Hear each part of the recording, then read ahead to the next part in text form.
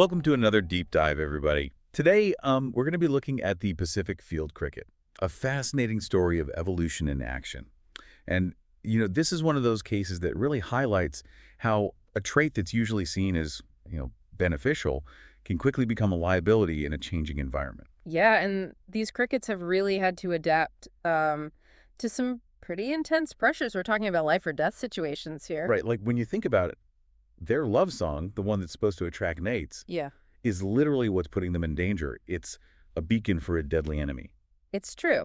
We're talking about a parasitic fly known as Ormia ochracea, and they've got this incredible sense of hearing that lets them zero in on singing crickets. It's pretty remarkable. Our source material actually uses this really striking phrase.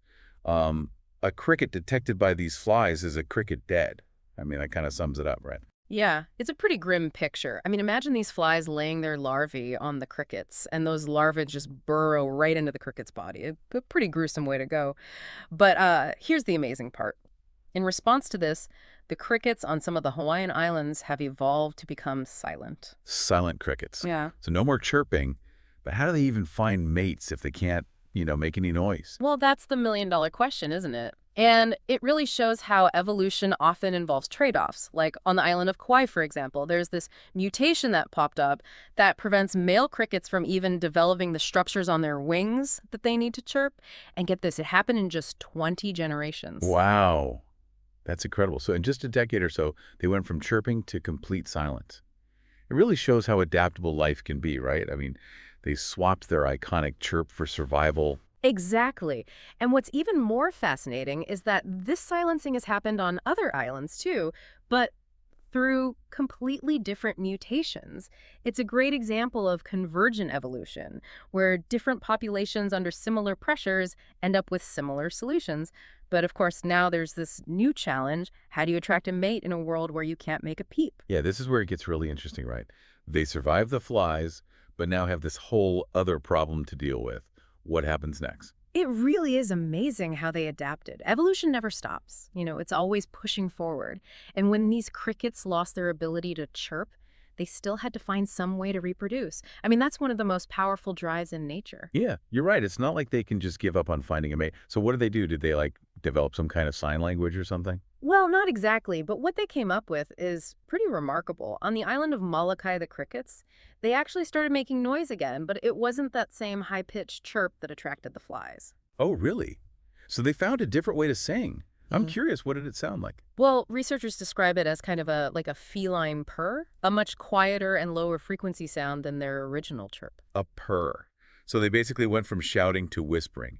That's so cool. But wouldn't that make it harder for the females to find them? Well, yeah, that's a good point. But remember, evolution is all about finding solutions that work in a specific environment. And in this case, it seems that the purr is still loud enough for the females to hear, especially since there aren't any loud chirps around anymore. Plus, it's below the frequency range that the parasitic flies are most sensitive to. So they found a way to communicate with each other without alerting the flies, like an acoustic sweet spot. That's incredible. Exactly. It's a really clever adaptation, and it shows how natural selection can favor even the smallest changes that give an organism an edge. This whole thing is just mind-blowing. I mean, it makes you realize that evolution is so much more complex than we often think.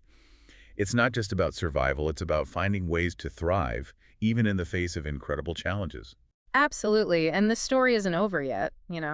There's still a lot we don't know about how these crickets and flies will continue to adapt to each other. It's like an ongoing arms race, with each species constantly trying to outmaneuver the other. Right. So what happens to the flies now? I mean, do they just give up on the crickets? Well, evolution doesn't really work that way. It's possible that the flies, now that their main way of finding crickets isn't as effective, might actually evolve to become even more sensitive to sound. Oh, wow. So they might eventually be able to hear the crickets' purrs. What would that mean for the crickets then? Yeah, it's hard to say for sure, but that's kind of what makes evolution so fascinating. It's full of surprises. Maybe the crickets will evolve even quieter purrs, or maybe they'll come up with something totally new. And who knows, maybe the flies will switch to hunting a different insect altogether. It's like we're just seeing this tiny little snapshot in time. Just one frame in this huge evolutionary movie that's been playing out for millions of years. Yeah. And it makes you wonder what's going to happen next. It really does. And it's a good reminder that even these tiny creatures can teach us so much about the natural world, about adaptation and resilience and how interconnected everything really is. So if we kind of zoom out a bit, what are some of the bigger takeaways from all this? What does this whole story tell us about evolution in general? Well, I think one of the main things is that evolution isn't really about progress. It's not about becoming more complex or more intelligent or anything like that. It's really just about survival and being able to pass on your genes.